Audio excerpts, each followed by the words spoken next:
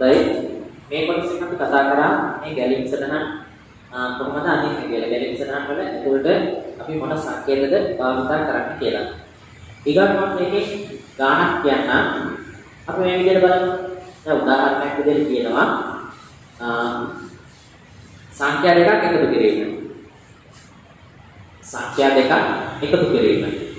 මම මේක ලියන්නම්.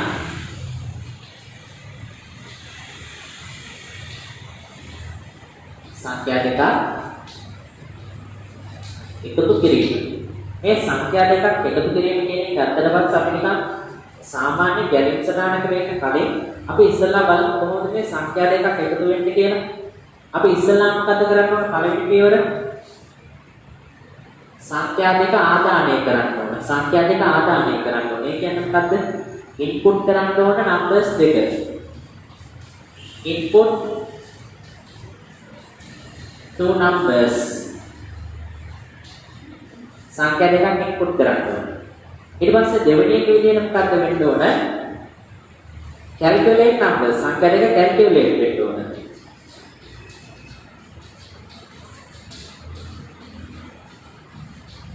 ඊට පස්සේ තුන්වෙනි පියවර විදිහට වෙන්න ඕන display total සංඛ්‍යා දෙක එකතු වෙන අපි හොයන්න ඕන. එතකොට තුන්වෙනි එක විදිහට අපි ගන්න ඕන display total. මෙන්න මේ ක්‍රියාවලිය තමයි අපි ගැලීම් සටහනක් ඇතුළත කරන්න ඕන. මම මේක ගැලීම් සටහනකට ගන්නම්. හැබැයි එක දෙයක් තියෙනවා මේකේ.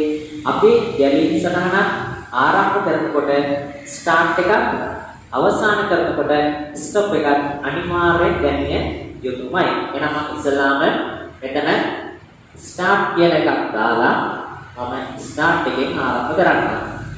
මට මම start එක දැම්මා. හරි. start එකෙන් පස්සේ මොකක්ද දෙන්න ඕන?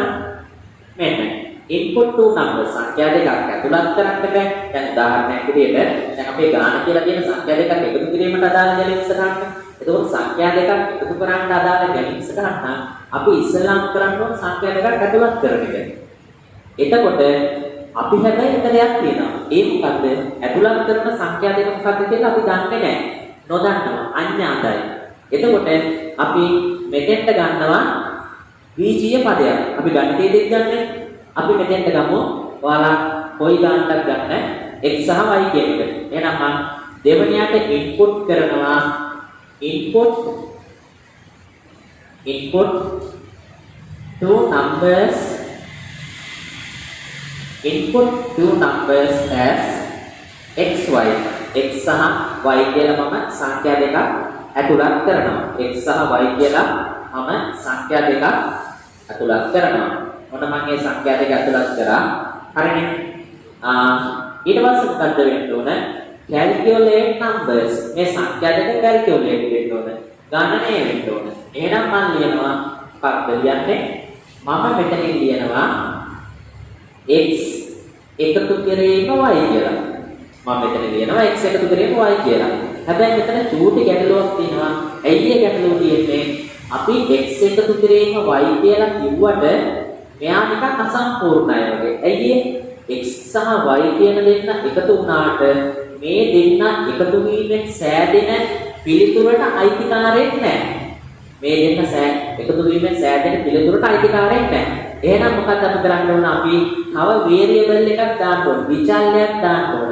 එහෙනම් මම මෙතන ඉස්සරහට දානවා total කියලා එකක්. අන්න දැන් මේක සම්පූර්ණයි. total සමානයි x ධන y. එතකොට අපි ඉස්සෙල්ලාම start එක දැම්මා. input එකක් කරා. ඊට අදාළ සංකේතය දැම්මා. ඊට පස්සේ process එකක් දැම්මා. ඔයාලා දන්නවා process එකට අදාළ සංකේතය තමයි මේ ඍජු කෝණාංශාකාර හැඩය. ඊට පස්සේ ඔන්න a පියවරක් හරි. පළවෙනි පියවර දැම්මා. දෙවෙනි පියවර දැම්මා. අපි ඊගාවට එන්න ඕන තුන්වෙනි පියවරට. මොකද්ද තුන්වෙනි පියවර? display total. display total. ඒ කියන්නේ අපි දැන් මෙතන ගණනය කරන්නේ calculate කරන්නේ total එක. මේ calculate කරපු total එක එළියට ප්‍රදර්ශනය කරන්න ඕන. output කරන්න ඕන. output total, display total ඒ වගේ එකක් ලියන්න පුළුවන්. එහෙනම් මම මෙතනින් ලියනවා display total කියලා. එතකොට input එකක් වගේම output එකකට අපි භාවිත කරන්නේ එකම සංකේතයක් ඒ සංකේතය දැම්මා. ඊට පස්සේ අපි මොකක්ද කරන්නේ? ඔන්න අපේ ගාන ඉවරයි. ගාන ඉවරයි. ඉස්සලාම සංඛ්‍යා දෙකක් ආදානය කරා. ඒ ආදානය කරපු සංඛ්‍යා දෙක එකතු කරා. එකතු කරපු එක ඩිස්ප්ලේ කරා. අවසානයේ අපි මොකද කරන්න ඕන? මේ ඩිස්ප්ලේ කරපු එක නවත්තලා දාලා ගාන ඉවර කරන්න ඕන. එහෙනම් අපි මොකද කරන්න ඕන? ඩිස්ප්ලේ එකෙන් පස්සේ ස්ටාර්ට් එකේ අනිත් එක ස්ටොප් කියන එක මෙතනින් දානවා. මේ ආකාරයට ස්ටොප් එකක් දැම්මට පස්සේ අපිට පුළුවන් මේ ගානේ ඉවත් වෙන්න. එතකොට මේක ලස්සනට හැදිලා තියෙනවා. මේක තව දෙයක් කියන්න ඕන අපි මේ ෆ්ලෝ chart පාඩමේදී මේ ෆ්ලෝ ලයින්ස් හැම එකක්ම මේවට ගෑවිලා තියෙන්න ඕන. මේ හැම එකක්ම මේවට ගෑවිලා තියෙන්න ඕන. හරි. අපි තව ගානකට යමු.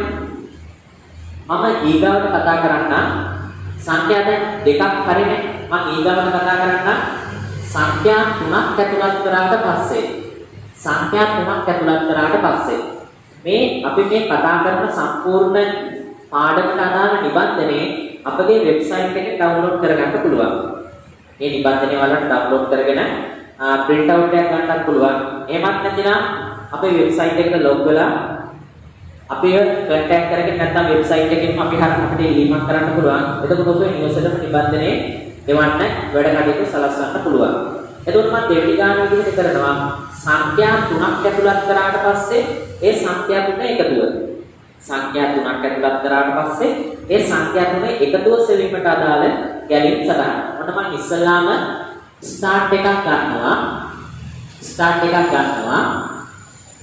එකක් අරගෙන ඊට පස්සේ දැන් ඉස්සල්ලා ගානදී කතා කරේ සංඛ්‍යා දෙකක්නේ. අපි ඉස්සල්ලා ගාන කතා කරේ සංඛ්‍යා දෙකක්. x සංඛ්‍යාව සහ y සංඛ්‍යාව දෙක සංඛ්‍යා දෙකක්.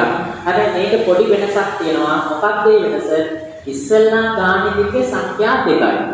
නමුත් මේ ගානේ තියෙනවා සංඛ්‍යා තුනක්. එතකොට ඔබට කල්පනා වෙන්න ඕන සංඛ්‍යා දෙකට අපි විචල්‍යයන් දෙකක් ගත්තා නම් සංඛ්‍යා තුනට ඔබ අනිවාර්යෙන් විචල්‍යයන් ගන්න ඕනේ කීයද? අනිවාර්යෙන් තුනක් ගත යුතුයි. ඔබට කැමති විචල්‍යයන් තුනක් පුළුවන්. මම කෝකටත් අයිලේ කියලා මොකද්ද xy එකම ගන්නවා. x y සහ z. ඔන්න මම මේ තුන ගත්තා. හරි. වැඩේ ආරම්භ කරමු. ස්ටාර්ට් කරා. ඊට පස්සේ දෙවෙනි පියවර විදිහට අපි කියනවා මොකද්ද? සංඛ්‍යා තුන ඉන්පුට් කරන්න බෑ. input three numbers. Input three numbers as x, y, z. සංඛ්‍යා තුනක් ඉන්පුට් කරා x, y සහ z කියලා. එතකොට දැන් මෙතන මේක බලන කෙනෙක්ට ප්‍රශ්නයක් වෙන්න පුළුවන්. මේ සංඛ්‍යා තුන මේ විදිහටම ලියන්න ඕනද? input three numbers කියලා ලියන්නද ඕනද? නැහැ. කිසිම ප්‍රශ්නයක් නැහැ. ඔබට උනත් දෙලින්ම ලියන්න පුළුවන් input x, y, z. නමුත් මෙතන පොඩි විශේෂත්වයක් තියෙනවා. අපි මේ විදිහට ලියනකොට අපේ පේපර් එක බලන කෙනෙක්ට පවා හිතෙනවා තව ලකුණක් දෙකක් වැඩිපුර දෙන්න. හොඳයි. එතකොට input three numbers as x, y, z. input කොටසක් ඉවරයි. අපි ඊගාට කරන්න ඕන මොකද්ද? input එක කරා ඊට පස්සේ දැන් ඕනෑම ක්‍රියාවලියක තුනයි තියෙන්නේ. පළවෙනි එක තමයි input. අවස්ථා තුනයි තියෙන්නේ. input අවස්ථාව ඊට පස්සේ process අවස්ථාව ඊට පස්සේ output අවස්ථාව. ආදානය, සැකසීම සහ ප්‍රතිදානය කියන අවස්ථා තුනයි තියෙන්නේ. ඔන්න ආදානය කියන අවස්ථාව ඉවරයි. දැන් ඊගාට අපි කරන්න ඕන මොකද්ද? process එක. ඒ කියන්නේ x, y සහ z කියන දෙදෙනා අපි එකතු කළ යුතුයි. මම අර ඉස්සලා ගන්න කිව්වා නිකම් එකතු කරන්න බෑ. මෙයාට මේ දෙන උත්තරේට අයිතිකාරයෙක් සිටින්න ඕන. එහෙනම් x, y සහ z කියන කෙනාගේ එකතුව අපි සමාන කරනවා total කියන කෙනාට. දැන් ඔයාලට ප්‍රශ්නයක් වෙයි මේ හැම එකක්ම ඒ total ට සමාන කරන්නේ. ඒක ඔබේ මතේ. දැන් මම ගත්තේ total එක ඔබට ඕනනම් ගන්න පුළුවන්. a සමානයි x, y, z. කිසිම ගැටලුවක් නැහැ. ඔබට ඕනෑම විචල්‍යයක් ගන්න පුළුවන්. නමුත් තේරුම් ගැනීමේ පහසුව සඳහා තමයි මම මෙතෙන්ට total කියලා ගත්තේ. ඊට පස්සේ මම මේකට දානවා සැකසීමට අදාළ සංකේතය මේ ත්‍රිකෝණාශ්‍රාකාර ලකුණ. දැන් මේවට වෙනම නම් කියනවා. නමුත් අපිට මතක තියාගන්න ලේසියට තමයි මම මේ විවිධ නම් කියන්නේ පැහැදිලි වෙන්න ඇති. ඊගාවට අපි මේ ගානේ අවධි දෙකක් සම්පූර්ණ කරා. ඉන්පුට් අවධිය හරි process අවධිය හරි අපි ඊගාවට සම්පූර්ණ කරන්න ඕන මේ output අවධිය. එහෙනම් අපි ඊගාවට කරනවා මොකද්ද? display කරනවා display total. display කරනවා total. එන්න මේ ආකාරයට. display කරනවා total. ඔන්න එහෙනම් අවධි තුනම සම්පූර්ණයි. මේ අවධි තුනම සම්පූර්ණයි. හැබැයි තව එකක් ඕන. මොකක්ද? මේ අවධි තුනම සම්පූර්ණ කරන්න වැඩක් නැහැ. අපි ගැලීම් සටහනකට අනිවාර්යෙන් මොකද්ද දාන්න ඕන? start එක සහ stop එක දැනිය යුතුමයි. ඒ නිසා මම මෙතනින් මේ විදිහට stop එකක් දාලා මේ ගාන අවසන් කරනවා. මොන අපි ගණන් දෙකක් කරා සංඛ්‍යා දෙකකට අදාළ ගැලීම් සටහන එකතු කිරීමට අදාළ සංඛ්‍යා තුනක් එකතු කිරීමට අදාළ ගැලීම් සටහන යනුවෙන් ඊගොල්ලන්ට මම තව ගානක් කරන්නම්. මේක ඇවිල්ලා වෙනමම කොටසක ගානක්. අපි දැන් සාමාන්‍යයෙන් දැන් මේ කතා කරන්නේ මේ ගැලීම් සටහන් වර්ග තුනක් තියෙනවා. අපේ නිබන්ධනය දැන් මේ මගේ වීඩියෝට අදාළ පහලින් අපේ නිබන්ධනය ඩවුන්ලෝඩ් කරගන්න පුළුවන්. මේ නිබන්ධනය අරගෙන ඔබ සම්පූර්ණ කරගන්න. ගැලීම් සටහන් ප්‍රධාන වශයෙන් වර්ග තුනක් තියෙනවා. ඒ වර්ග තුන තමයි පළවෙනි එක අනුක්‍රමණ සහිත ගැලීම් සටහන්. අනුක්‍රමණ සහිත ගැලීම් සටහන්. අනුක්‍රමණයක් කියලා කියන්නේ කිසියම් ක්‍රියාවලියක් ආරම්භයේ සිට ස්ටාර්ට් එකේ ඉඳන් ස්ටොප් එක දක්වා කිසිදු වෙනසකට භාජනය වෙන්නේ නැතුව නිසියාකාරව දත්ත ගලා යාම සිදු වෙනවා නම් ඒවට අපි කියනවා අනුක්‍රමණ සහිත ගැලීම් සටහන් කියලා. උදාහරණයක් විදිහට ගමු. සංඛ්‍යා දෙකක් ඇතුළත් කරාට පස්සේ එකතුව, සංඛ්‍යා තුනක් ඇතුළත් කරාට පස්සේ එකතුව, ඒ වගේ විවිධාකාර ගණන් තියෙනවා. කිසිම වෙනසක් වෙන්නේ නැහැ. ලස්සනට ආරම්භයේ සිට අවසානයේ දක්වා යනවා. ඊට පස්සේ තව එකක් තියෙනවා වර්ණය සහිත ගැලීම් සටහන්. වර්ණය තේරීම simple selection එකක් තියෙනවා. දැන් පළවෙනි එක අනුක්‍රමණ සහිත ගැලීම් සටහන්. දෙවෙනි එක වර්ණය සහිත ගැලීම් සටහන්. අන්න මෙතන පොඩි දෙයක් තියෙනවා. ඒ දේ තමයි අපි start එක අරගෙන stop එකට එන්න කලින් අපි selection එකක් කරන්න ඕන. selection එකක් කරන්න ඕන. තේරීමක් කරන්න ඕන. තේරීමක් කරලා තමයි අපි අවසානයේ දක්වා එන්න ඕන. ඒ කියන්නේ මම මේ පාඩම ආරම්භයේදී කියලා දුන්නා මෙන්න මේ සංකේතය. ඩිසිෂන් එකක් ගන්න තමයි අපි මේ සංකේතයේ උපකාරී වෙනවා කියලා කිව්වේ. මෙන්න මේ සංකේතයේ එන ගණන් වලට අපි කියනවා වර්ණය සහිත ගැලීම් සටහන් කියලා. මම ඒක තව කොටසක් දෙනවා. මොකද ඒකේ අනිත් පැත්තට දෙන පුනර්කරණය කියලා. ප්‍රධාන වශයෙන් ගැලීම් සටහන් වර්ග තුනයි. අනුක්‍රමණ සහිත ගැලීම් සටහන්, වර්ණය සහිත ගැලීම් සටහන් සහ පුනර්කරණය සහිත ගැලීම් සටහන්. එතකොට මේ පුනර්කරණය සහිත ගැලීම් සටහන් වල මේ ලකුණු එනවා. හැබැයි පොඩි වෙනසක් තියෙනවා. මම මේක ඉදිරියේදී පැහැදිලි කරන්නම්. පුනර්කරණයකින් වෙන්නේ යම්කිසි දෙයක් සත්‍ය වෙන තාක්කල්, යම්කිසි දෙයක් හරියන තාක්කල් අපි මේක නැවත සිද්ධ කරනවා. උදාහරණයක් විදිහට ඔයාලා අම්මගෙන් හරි තාත්තගෙන් හරි මොන හරි දෙයක් ඕන වුණාම එකපාර බෑගේටම නැවත ඉල්ලුම් කරලා ඔබගේ උත්සාහය හරියන තාක්කල් ඔබ උත්සාහ කරනවා. අන්න ඒ වගේ කිසියම් උද්දේශයක් අරගෙන අපි මෙතෙන්ට ඒක හරියන තාක්කල්, සත්‍ය වෙන තාක්කල් මේ පුනර්කරණය තුළ මේ ක්‍රියාවලිය සිද්ධ වෙනවා. මම චූටි දෙයක් කියන්නම්. අපි ගත්තොත් එහෙම දැන් මේ විදිහට આવුත් වෙන්නේ වර්ණය සහිත ගැලීම් සටහන්. පුනර්කරණය එකක් තියෙනවා නම් අනිවාර්යෙන් මෙන්න මේ වගේ දැන් මේ සංකේතයේ තියෙනකොට පැත්තකින් මේ ආකාරයට ඉරක් ඇවිල්ලා කොහාට හරි සම්බන්ධ වෙනවා. පැත්තකින් මේ ආකාරයට ඉරක් ඇවිල්ලා කොහාට හරි සම්බන්ධ වෙනවා. අන්න ඒ වගේ දෙයක් තියෙනවා නම් පුනර්කරණය කියලා කියන්න පුළුවන්. මම ඒ කියන්නේ වඩා විස්තර ඉදිරියේදී පැහැදිලි කරන්නම්. මම ඉස්සෙල්ලා පැහැදිලි කරලා ඉන්නම්. පුනර්කරණයට යන්න කලින් කොහොමද අපි වර්ණයක් තෝරන්නේ කියලා, වර්ණයක් කරන්න කියලා. අපි ගානක් ගමු ඉස්සෙල්ලාම. මම ගානක් ගන්නවා සංඛ්‍යා දෙකක් ඇතුළත් කරාට පස්සේ සංඛ්‍යා දෙකක්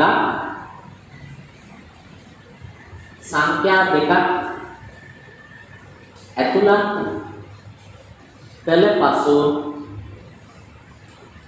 විශාලතම සංඛ්‍යාව තෝරන්න. විශාලතම සංඛ්‍යාව සෙවීමට අදාළ ගැලීම් සටහන. සංඛ්‍යා දෙකක් ඇතුළත් කරාට පස්සේ ඒ සංඛ්‍යා දෙකේ විශාලතම සංඛ්‍යාව තේරීමට අදාළ ගැලීම් සටහන. අපි බලමු කොහොමද කරන්නේ කියලා. ඔයාලා දන්නවා මේ ගැලීම් සටහනේ අනිවාර්යයෙන් මොන වැඩේ කරා ඔබ ස්ටාර්ට් කරන්න ඕන. ස්ටාර්ට් කරා. ස්ටාර්ට් එක අරගෙන ඊට පස්සේ මොකක්ද කරන්න ඕන? අපි සංඛ්‍යා මේවන්නේ හොඳට ගන්න බලන්න. සංඛ්‍යා දෙක ඇතුළත් කළ පසු විශාලතම සංඛ්‍යාව. එහෙනම් මොකක් කරන්න කලින් අපි සංඛ්‍යා දෙක ඇතුළත් කරන්න ඕන. එහෙනම් මොකද කරන්නේ? input two numbers මම මේක දීර්ඝ විදිහට ලියන්නම්. input two numbers as x and y. xy කියලා මම සංඛ්‍යා දෙක ඇතුළත් කරනවා. අන්න සංඛ්‍යා දෙක ඇතුළත් කරලා දැන් මෙතන process එකක් නෙමෙයි තියෙන්නේ. හොඳට තේරුම් ගන්න ඕන. ඒ කියන්නේ දැන් මෙතන සංඛ්‍යා දෙකක් ඇතුළත් කරලා විශාලතම සංඛ්‍යාවනේ. එතකොට මෙතන process එකක් නෙමෙයි වෙන්නේ. මෙතන වෙන්නේ decision එකක්. තීරණයක් ගැනීමක් වෙන්නේ. තීරණයක් ගන්නවා කොයි සංඛ්‍යාවද විශාල, කොයි සංඛ්‍යාවද කුඩා කියලා. එසේනම් මම තාර්කික ප්‍රකාශයක් ලියනවා. x සංඛ්‍යාව විශාලද y සංඛ්‍යාවට වඩා. මම තාර්කික ප්‍රකාශයක් ලියනවා if එක දාන්න ඕන x විශාලද y ට වඩා. if x විශාලද y ට වඩා කියලා මම තාර්කික ප්‍රකාශයක් ලියනවා. මේ තාර්කික ප්‍රකාශය ලියලා මම මේ පාඩමේ මුලින්ම කියලා දුන්නා මේ ඩිසිෂන් එකක් ගන්නකොට අනිවාර්යයෙන් මේකේ පැති දෙකක් තියෙනවා. එක පැත්තක් තමයි yes පැත්ත, අනිත් පැත්ත තමයි no පැත්ත. හරි. අපි දැන් මේක චුට්ටක් සරල කරගමු. මම ලියු සමීකරණය තමයි x කියන කෙනා විශාලද y ට වඩා. x කියන කෙනා විශාලද y ට වඩා තමයි මම සමීකරණ ලියුවේ. අපි මේක තව චුට්ටක් සරල කරගන්න මේකට ගණන් දෙකක් ආදේශ කරගමු. මම ආදේශ කරනවා x සමානයි 10 y සමානයි 20. x වලට 10 ආදේශ කරනවා y වලට 20 ආදේශ කරනවා. x වලට 10 ආදේශ කරලා y වලට 20 ආදේශ කරනවා. ඊට පස්සේ අපි මේකට ආදේශ කරලා බලමු. if කියන එක ලිව්වා. ඊට පස්සේ x වල අගේ 10යි. මම මේක x වල ආයෙ ලියන්න. x විශාලද y ට වඩා. x වල අගේ 10යි y වල අගේ 20යි. එතකොට 10 විශාල වෙනවද 20ට වැඩියද? ඔබ හිතලා බලන්න. 10 විශාලද 20ට වැඩියද? yes ද no ද? no වෙන්නේ. ඇයි නැහැනේ 10ට වඩා 10 විශාල නැහැ 20ට වැඩිය. ඒ වගේ. එතකොට අපි මෙතන මේ සංඛ්‍යාව දැන් ගානේ දීලා තියෙන සංඛ්‍යා දෙකක් ඇතුළත් කරපතු විශාලතම සංඛ්‍යාව. එහෙනම් ඉස්සෙල්ලා x විශාලද y ට වඩා බලනවා. ඊට පස්සේ x කියන කෙනා විශාල වෙනවා නම් x කියන කෙනාව පෙන්නුම් කරනවා. නමුත් y කියන කෙනා විශාල වෙනවා නම් y කියන කෙනාව පෙන්නුම් කරනවා. එහෙනම් මම yes පැත්තෙන් ලියනවා display x. yes පැත්තෙන් ලියනවා display x. no පැත්තෙන් ලියනවා display y. yes පැත්තෙන් ලියනවා display x. no පැත්තෙන් ලියනවා display y. ඊට පස්සේ start කියලා ආරම්භ කරපු එක මෙතනින් stop කරලා ඉවර කරනවා. හරි. මෙතන පොඩි ගැටලුවක් තියෙනවා. මොකද්ද? අපි මේ හැම දෙයක්ම stop එකෙන් නතර කරා. නමුත් එක දෙයක් මෙතනින් මගින් නතර වෙලා තියෙනවා. ඒ මොකක්ද? මේ yes පැත්තට ආපු display x කියන එක. එහෙනම් අපි මෙයාව මේ ආකාරයෙන් ඉරක් ගහලා අපි ස්ටොප් එකට සම්බන්ධ කරනවා. එතකොට මේ ඉර වදින්න ඕන මේ දෙන්නගෙන් පස්සේ yes එකෙන් සහ no එකෙන් පස්සේ තමයි මේ ඉර මෙතෙන්ට එන්න ඕන. එතකොට ඔයාලට ප්‍රශ්නයක් දෙයි අපි ඩිසිෂන් එකක් ගන්නකොට yes පැත්ත සහ no පැත්ත මේ විදිහට වෙන්න ඕනේ නෑ. කිසි ප්‍රශ්නයක් නෑ. ඔබේ කැමැත්ත පරිදි yes සහ no පැත්ත අපිට මාරු කරගන්න පුළුවන්. හරි.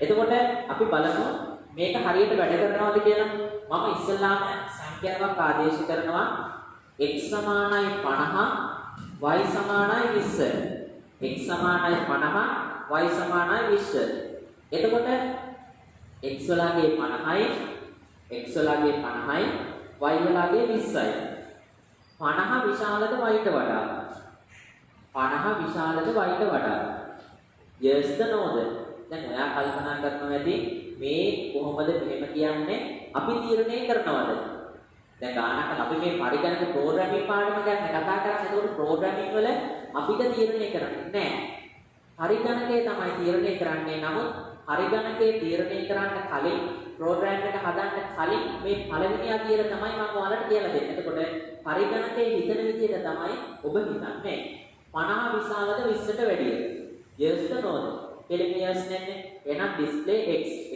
කියන්නේ 50යි 50 කියන කෙනාව පෙන්නු වෙනවා අපි මේක අනිත් පැත්ත බලමු මම ගන්නවා x වල අගය 20යි y වල අගය 40යි x වල අගය 20යි මෙයාගේ අගය 20යි මේ y වල අගය මම ගන්නවා 40යි කියලා ඊට පස්සේ 20 විශාලට 40ට වැඩිය. මේක නිරූපණය වෙන්නේ මේකනේ. x විශාලද y ද කියන්නේ 20 විශාලද 40ට වැඩිය. හිතලා බලන්න. 20 විශාලද 40ට වැඩිය. yes no ද? no එක නෙන්නේ. no වෙච්ච ගමන් ඩිස්ප්ලේ වෙන්නේ y වල. y කියන්නේ 40. මෙන්න මේ ආකාරයට අපිට සනාථ කරගන්න පුළුවන්. අපි වර්ණය සහිත ගැලීම් සරහන හදලා ඒක නිවැරදිව ප්‍රයාස කරනවාද නැද්ද කියන එක.